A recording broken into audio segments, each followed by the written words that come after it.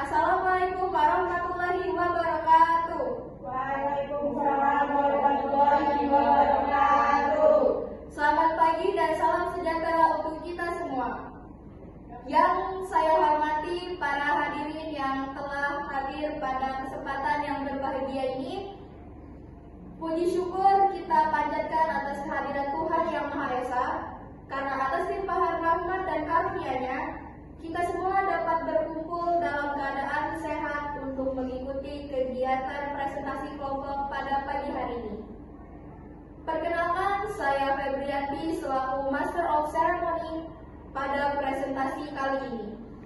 Adapun tema yang akan dibahas oleh kelompok kami yaitu Standar Nasional Akreditasi Rumah Sakit atau SNARS edisi 1.1 yang meliputi bab 4 pelayanan dan asuhan pasien, bab 5 manajemen rekam medis, dan bab 6 keselamatan dan manajemen risiko. Ketiga bab ini merupakan bagian penting dari standar akreditasi rumah sakit yang bertujuan untuk meningkatkan mutu layanan serta keselamatan pasien dan tenaga kesehatan. Adapun susunan acara presentasi pada pagi hari ini sebagai berikut. Yang pertama yaitu pembukaan, yang kedua pemaparan materi oleh kelompok, yang ketiga sesi tanya jawab dan diskusi, dan yang terakhir yaitu penutup.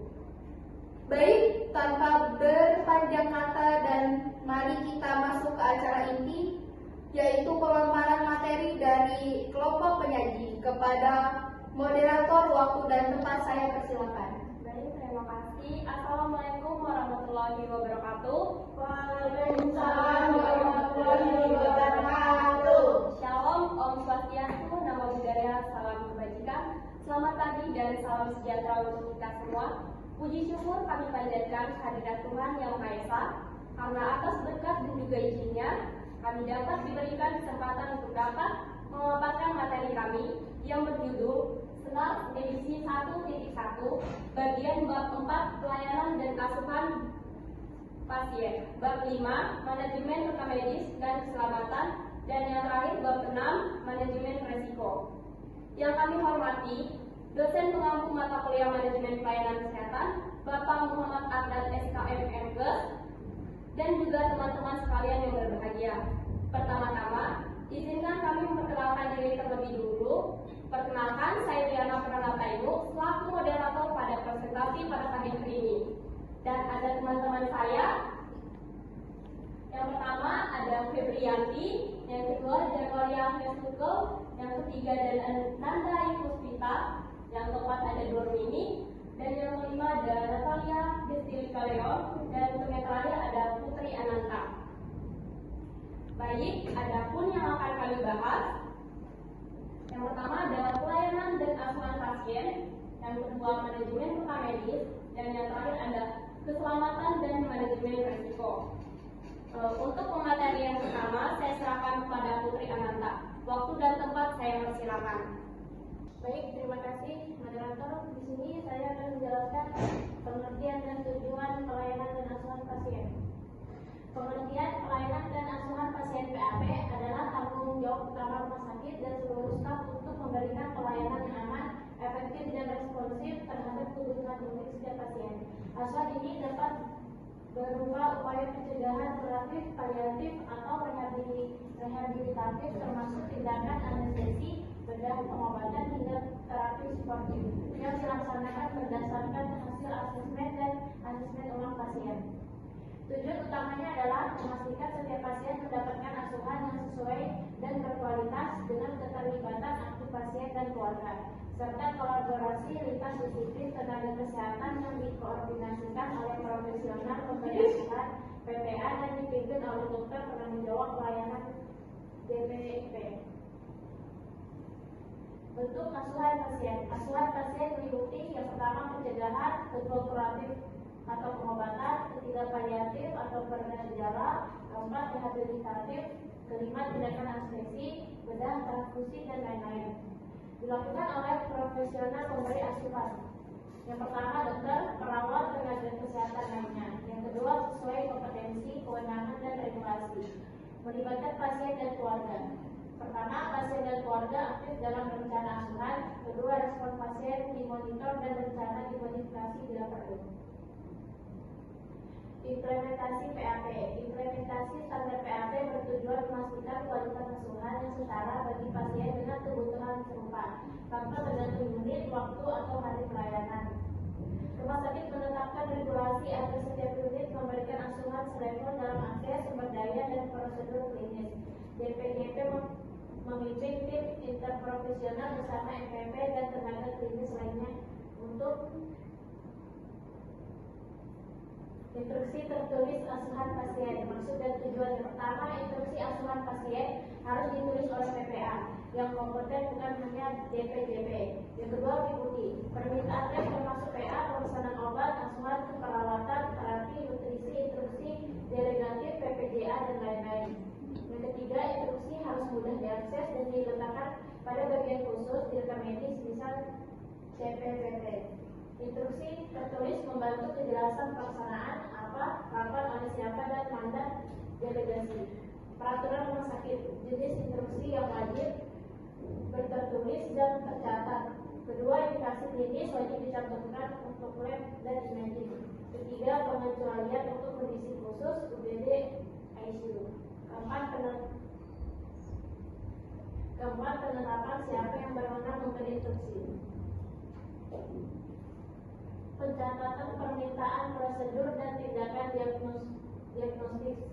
Tindakan diagnostik atau prosedur medis invasif seperti endoskopi, kateterisasi, terapi radiasi, CT scan, dan pemeriksaan laboratorium serta radiologi. Harus disertai informasi tentang pengusul. Baik, saya akan melanjutkan tentang dari Putri Ananta. Di sini ada implementasi manajemen rekam medis. Di rumah sakit, rekam medis digunakan sebagai dokumen utama yang mencatat seluruh proses asuhan pasien dari awal hingga akhir. Implementasinya melibatkan catatan detail oleh PPA baik secara manual maupun elektronik agar dapat digunakan untuk pengambilan keputusan klinis, pertanggungjawaban hukum, dan analisis mutu layanan. Selanjutnya itu pengelolaan rekam medis dan retensi. Rekam medis dikelola sejak pasien diterima hingga asuhan selesai, mencakup pencatatan, penyimpanan, dan penggunaan sesuai aturan.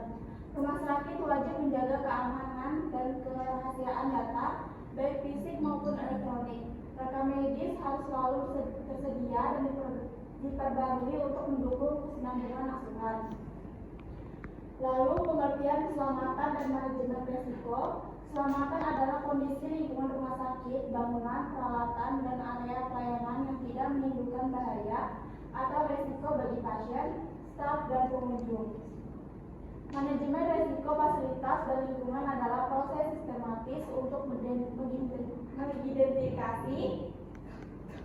Manajemen risiko fasilitas dan lingkungan adalah proses sistematis untuk mengidentifikasi, mengurangi pengendalian risiko, serta mencegah kecelakaan dan cedera akibat fasilitas atau peralatan yang tidak memadai.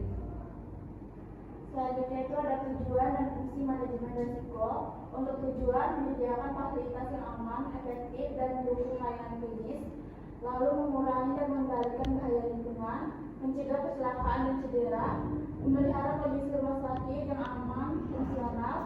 Lalu untuk fungsi, merancang dan memelihara bangunan sesuai regulasi, melakukan edukasi staf mengenai keselamatan dan risiko.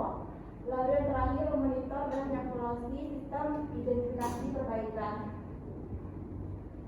Lalu implementasi manajemen risiko fasilitas dan lingkungan dilakukan secara terpadu melalui keterlibatan tim multidisiplin yang bertanggung jawab atas perencanaan edukasi serta pemantauan lingkungan rumah sakit. Seluruh staf dididik mengenai tata cara mengurangi risiko dan dilatih untuk memantau serta melaporkan potensi bahaya. Lalu ada 2 minggu program manajemen risiko. Yang pertama itu keselamatan dan keamanan. Lalu yang kedua bahan berbahaya dan limbah. Yang ketiga penanggulangan bencana. Yang keempat proteksi kebakaran. Yang kelima peralatan medis. Yang keenam sistem penunjang seperti listrik, air, dan lain sebagainya. Ini ada pelaksanaan manajemen risiko. Manajemen risiko dilaksanakan melalui edukasi staf tentang laporan dan pengendalian risiko. Lalu yang kedua pemantauan rutin dan pengujian program. Yang ketiga penilaian dan revisi berkala terhadap program risiko lingkungan. Lalu tugas pengawasan risiko itu yang pertama rencana dan rekomendasi perbaikan fasilitas.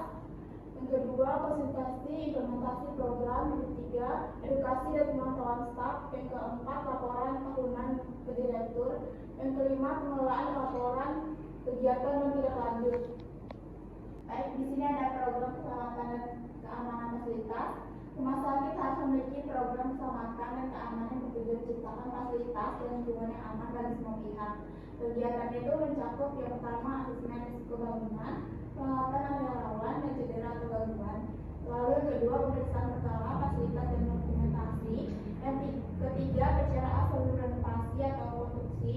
Yang keempat identifikasi dan pembatasan akses area berisiko. Yang kelima itu pemasangan CCTV di area tertentu, bukan ruang pasien. Yang keenam persediaan fasilitas sesuai regulasi seperti tangga yang berpagar, lantai tidak licin dan lain sebagainya. Baik, terima kasih. Itu saja. Saya kembalikan ke moderator. Saya mau bertanya. Baik, saya persilakan. Baik, di sini perkenalkan nama saya Nadali Mustika. Pertanyaan saya, mengapa rumah sakit wajib menjaga keamanan dan kerahasiaan data rekam medis? Baik, terima kasih Nanda. Baik, saya persilakan. Perkenalkan nama saya Januari Agus Suko. Di sini pertanyaan saya adalah, coba kalian sebutkan contoh risiko medis yang harus diantisipasi dalam layanan PAP, terus bagaimana rumah sakit mencegah kejadian tidak diinginkan pada pasien risiko tinggi. Baik, terima kasih moderator. Baik, terima kasih atas pertanyaannya. Pertanyaan dari Nanda akan dijawab oleh Priyananta. Waktu dan tempat saya persilakan. Baik, di sini saya akan menjawab pertanyaan oleh Nanda, mengapa rumah sakit wajib menjaga keamanan dan kerahasiaan data rekam medis? Karena rekam medis berisi informasi pribadi dan rahasia pasien yang dilindungi oleh hukum. Menjaga keamanan dan kerahasiaannya penting untuk melindungi privasi pasien, mencegah penyalahgunaan data, serta menjaga kepercayaan pasien terhadap layanan rumah sakit. Selain itu, pelanggaran dapat menimbulkan sanksi hukum dan merusak reputasi fasilitas kesehatan. Baik, terima kasih Putri Ananta. Di sini pertanyaan dari Januari Afesuke akan dijawab oleh Nurmini. Waktu dan tempat saya persilakan. Baik, di sini saya akan menjawab pertanyaan dari Januari Afesuke. Contoh risiko medis itu infeksi nosokomial, jatuh dari tempat tidur, reaksi alergi obat, saat pemberian obat, dan tekanan luka dekubitus. Untuk pencegahannya itu melalui identifikasi pasien risiko tinggi sejak awal, penggunaan SOP ketat, pemberian label risiko, pemantauan intensif, pelatihan staf, serta penggunaan alat bantu dan teknologi itu seperti sistem barcode untuk obat. Baik, itu saja. Baik, itu saja presentasi dari kami. Lebih dan kurangnya kami mohon maaf. Saya tutup wabillahi taufiq wal hidayah. Wassalamualaikum warahmatullahi wabarakatuh. Waalaikumsalam warahmatullahi wabarakatuh. Alhamdulillah kita telah menyampaikan seluruh rangkaian acara presentasi hari ini dengan sangat baik. Semoga materi yang telah disampaikan dapat menambah wawasan kita semua tentang pentingnya implementasi standar akreditasi rumah sakit. Saya selaku Master of Ceremony mohon maaf apabila terdapat kekurangan selama memandu jalannya acara. Wassalamualaikum warahmatullahi wabarakatuh. Waalaikumsalam warahmatullahi wabarakatuh. Terima kasih atas perhatian dan partisipasi semua pihak. Sampai jumpa di pertemuan berikutnya.